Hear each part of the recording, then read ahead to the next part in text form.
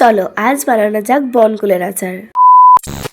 তো বেশ কিছুদিন আগে আমি একটা ইউটিউবে ভিডিও পোস্ট করেছিলাম, যেখানে তোমাদেরকে আমি দেখিয়েছিলাম যে আমরা পালিতপুর মোড় থেকে বনকুল পাড়তে গিয়েছি, আর সেইগুলোকে পাড়তে গিয়ে আমাদের হাত পা ছিঁড়ে কেটে একাকার অবস্থা। তো ভাবলাম যে কুলগুলো যখন নিয়ে এসেছি, চলো এগুলোর একটা গতি করা যাক।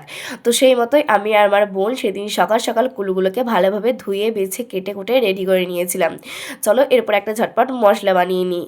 তো দেখো, প্রথমে এখানে মিক্সিতে দিয়ে দিয়েছিলাম ধনে পাতা, আর তার সাথে দিয়েছিলাম অনেকগুলো কাঁচা লঙ্কা, আর তারপরে এখানে ইউজ করেছিলাম বেশ অনেকটা পরিমাণে কালো সর্ষে। তোমরা চাইলে এখানে সাদা সর্ষে ইউজ করতে পারো, টেস্ট কিন্তু সেই একই রকমই থাকবে। তারপরে একটুখানি জল দিয়ে ভালোভাবে সেই সব ইনগ্রেডিয়েন্টসগুলোকে একটুখানি মিক্সিতে ঘুরিয়ে নিয়েছিলাম। দেখতেই পাচ্ছ এখানে একটা সুন্দর পেস্ট রেডি হয়ে গেছে। চলো এরপর আর যা যা দেওয়ার সেই জিনিসগুলো একটুখানি দিয়ে দিই।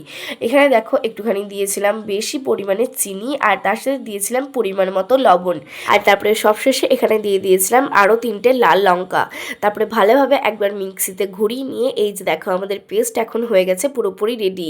আমি একটুখানি বেশি পরিমাণে সব কিছু দিয়েছিলাম, যেহেতু বেশ কয়েকটা দিন আমরা এই আচারটাকে রোদের মধ্যে শোকাবো, আর এই আচারগুলো যেহেতু টানা 4-5টা দিন ধরে আমাদেরকে রোদের মধ্যে শোকাতে হবে, তাই রোদের মধ্যে শোকালে কিন্তু আমাদের যে ইনগ্রেডিয়েন্টসগুলো আমরা আচারের মধ্যে দিয়েছি, যেমন ঝাল, লবণ, মিষ্টি, এগুলোর পরিমাণ ধীরে ধীরে কমতে থাকবে।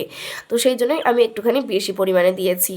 আর এখানে আমি 2-3 রকমের আচার বানাবো, তো সেই জন্য আরও এখানে একটা মশলা আমি বানিয়ে নিয়েছিলাম। আর এই মশলাটাও বানাতে গেলে তেমন কিচ্ছু লাগবে না, জাস্ট একটুখানি লঙ্কা গুঁড়ির পরিমাণটা বেশি দেবে। এখানে আমি একটু বেশি শুকনো লঙ্কা ইউজ করেছি, যাতে কালারটা একটুখানি ভালো আসে। ব্যাস, তারপরে ভালোভাবে এগুলোকে মেখে অনেক কটা দিন রোদে শুকিয়ে নিলেই রেডি হয়ে যাবে আমাদের বনকুলের আচার। আর এটা টেস্ট কিন্তু একদম সাধারণ কুলের মতনই, খেতে ভীষণ সুন্দর। তোমরাও ট্রাই করতে পারো। চলো টাটা।